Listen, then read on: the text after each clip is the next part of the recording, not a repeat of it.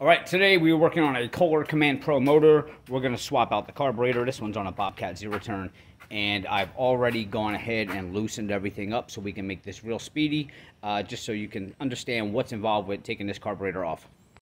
Now, this air filter assembly mounts up here on this bracket. I had already taken this off, but basically all you're gonna do is loosen this nut up right here, and this will spread. You'll be able to pull that air filter out of there, and this hose here you would disconnect from the top of your carburetor port there and just set that aside. All right, next you're gonna have a bolt here and a bolt here. Well, these are screws on each side of your mounting bracket here. That's gonna have to come off.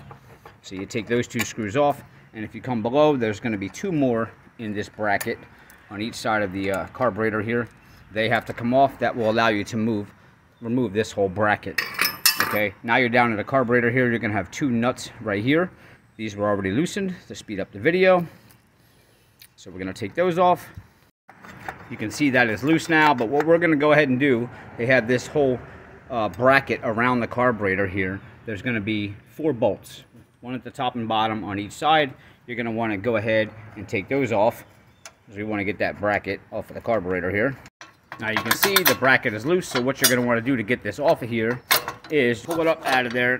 To do it one hand here, you're going to need to turn it sideways like that and pull it up off of the carburetor there. We have a line coming here to the top. We want to pull this hose off, and that allows us to pull this back and forth. But as you can see, we're hitting the rail here.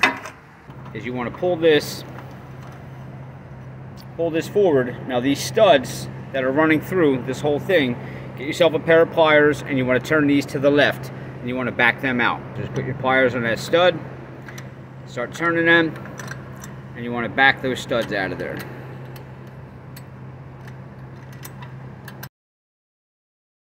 Okay, now that they're backed out, you can slide this whole thing forward here, kind of tilt up and pull it straight out. All right.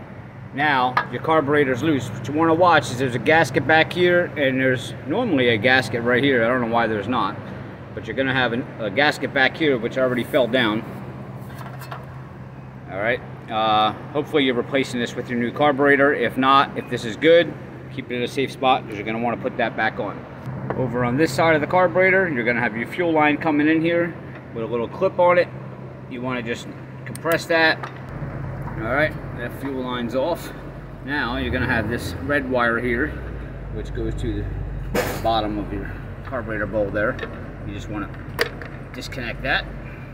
Next, you're going to have this wire coming up to the top here. Get a flathead or a Phillips head. The Phillips head usually strips, so I use a flathead.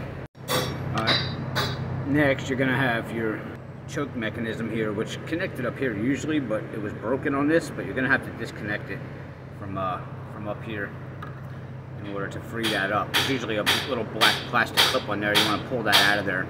And you're going to have this final linkage over here, which you can see has a little tiny spring running alongside the linkage there.